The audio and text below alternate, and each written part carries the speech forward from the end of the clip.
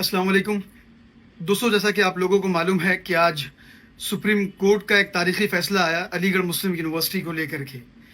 और आज supreme court की कॉन्स्टिट्यूशनल बेंच ने इस चीज़ को क्लियर कर दिया कि अलीगढ़ मुस्लिम यूनिवर्सिटी का माइनॉरिटी कैरेक्टर था, है और आगे भी बाकी रहेगा। और इम्पॉर्टेंट बात, उसमें जो अजीज़ पाशा वाला केस था 1967 का, उसको सुप्रीम कोर्ट ने सिरे से डिसमिस कर दिया और ये बात को कहा कि एक रेगुलर बेंच ये डिसाइड करेगी कि अलीगढ़ मुस्लिम यूनिवर्सिटी को माइनॉरिटीज़ ने बनाया था कि नहीं बनाया था। ये बात पूरा हिंदुस्तान जानता है, पूरी दुनिया जानती है कि अलीगढ़ मुस्लिम यूनिवर्सिटी को बनाने में बाबा कौम सर सैयद अहमद खान और उनके रुफ़का का बड़ा हाथ था, बड़ी कुर्बानियाँ थी। ये बात इस तरह से आया है जिस तरीके से सूरज और चांद। मैं इस शेर से सुप्रीम कोर्ट के फैसले पर कहना चाहूँगा कि दो चार उम्मीदों के दिए अब भी है रोशन, माजी की हवेली अभी वीरान नहीं है। और अलीगढ़ मुस्लिम यूनिवर्सिटी का 1920 का एक्ट इस बात को क्लियर इस कट में कह रहा है कि Aligarh Muslim university was build by the Muslims of India, for the Muslims of India in particular and for the Indian citizens in general. तो इसमें कुछ पोशीदा चीज़ें नहीं हैं, ये सब सारी चीज़ें क्लियर कट है। और मुझे उम्मीद है कि आने वाले दिनों में सुप्रीम कोर्ट की जो रेगुलर बेंच इस चीज़ को देखेगी वो हमारे हक में फैसला करेगी इंशाअल्लाह ताला। बहुत शुक्रिया, वस्सलाम। We welcome the decision of the Honorable Supreme Court regarding the Aligarh Muslim University AMU character. And as the court has said, have overruled its 1967 decision, which held that Aligarh Muslim University can't claim minority status as it was created by statute. The issue of AMU minority status is now left to be decided by a regular bench for the factual determination whether it was established by a minority or not. As far as the factual and historical facts are concerned, we have more than enough facts to prove that Aligarh Muslim University was in fact created by the Muslim community for the education of the Muslims by the donation of the Muslim community. So to say that it is not a minority institution is basically against the historical and factual evidences. And if Aligarh Muslim University will not be called or will not be given a minority status, then which institute in the country will be given a minority status, especially what will happen to Article 30 of the Constitution. So I think that by today's decision of the Supreme Court, all the hurdles for the minority status of the Aligarh Muslim University has been removed.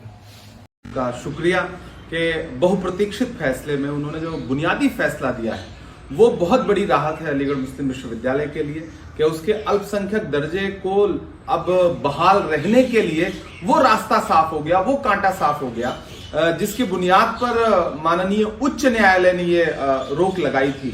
तो कुल मिलाकर के 7 जजों की bench ने बहुत सोच समझ के फैसला लिया है और अधिकार है अलीगढ़ मुस्लिम विश्वविद्यालय का कि वो अल्पसंख्यक संस्थान रहे, जिसके लिए लगातार अलीगढ़ मुस्लिम विश्वविद्यालय के छात्र, वहां से जुड़े हुए प्रशासनिक अधिकारी या फिर पूरा स्टाफ लगातार उस लड़ाई को लड़ रहा है और देश का पूरा अल्पसंख्यक समुदाय भी ये चाहता है। तो हम बहुत खुश हैं और मैं अलीगढ़ मुस्लिम विश्वविद्यालय के कोर्ट मेंबर की हैसियत से तमाम अलीग बिरादरी को इस बात की मुबारकबाद भी देता हूं कि वो बुनियाद अब बहुत मजबूत पड़ गई है।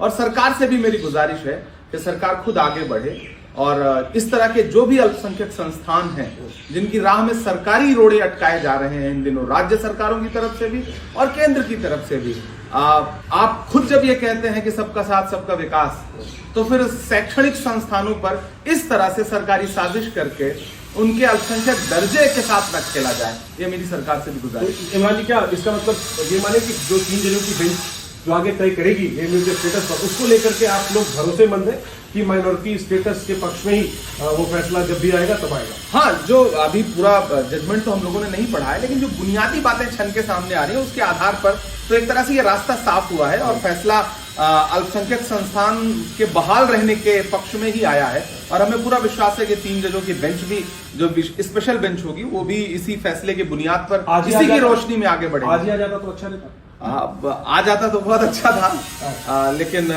ठीक है, माननीय उच्चतम न्यायालय ने हो सकता है कुछ सोच समझ के दामन को साफ सुथरा रखते हुए ये फैसला दिया हो। तो हमें विश्वास है कि आगे एक आखिरी बात, एएमयू के माइनॉरिटी स्टेटस की जो बहस है उसके खिलाफ में जो दलील दी जाती है कि उसका सारा खर्चा भारत सरकार के कोष से जाता है, तो फिर माइनॉरिटी स्टेटस क्यों रहना चाहिए, उसको अलग स्टेटस क्यों रहना चाहिए, ये जो दलील है इस पर आपका क्या जवाब है?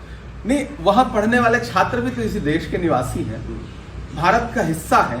बहुत मतलब मैं बड़े भावना के साथ, भावुकता के साथ ये बात कह रहा हूं। सर सैयद साहब ने उसको बनाने में जो खून पसीना बहाया और आजादी से पहले जो उनका संघर्ष रहा है और ब्रिटिश पार्लियामेंट के जरिए जिस तरह से उसको एक स्टेटस मिला, उस पूरी बहस में आप जाएंगे तो एक संवेदनात्मक पहलू भी तो है, एक भावनात्मक पहलू भी तो है। आप आखिर छीन क्यों लेना चाहते हैं?